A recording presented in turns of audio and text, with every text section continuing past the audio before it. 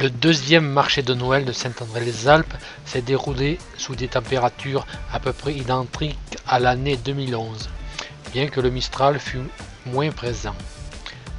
Quelles étaient donc les nouveautés de cette année 2012?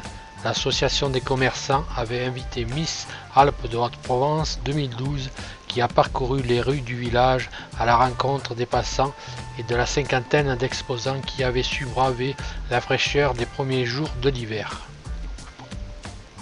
Le Père Noël était bien présent, il avait même plusieurs représentants. On pouvait rencontrer le Père Noël chanteur, mais aussi celui qui nous accueillait pour la promenade en calèche.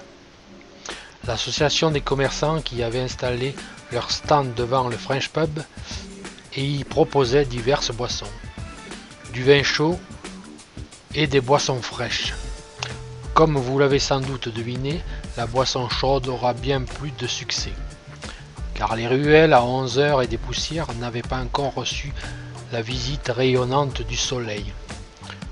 Au coin de la ruelle, on pouvait apercevoir le premier magistrat, le verre à la main, vin chaud bien sûr. Il lui avait été apporté quelques minutes auparavant par les membres de l'association. C'est qu'il faut le soigner, le maire de Saint-André-les-Alpes. Son dynamisme et sa grande implication de tous les instants restent tout à fait utiles à la vie du village, comme l'ensemble des implications des bénévoles et des artisans.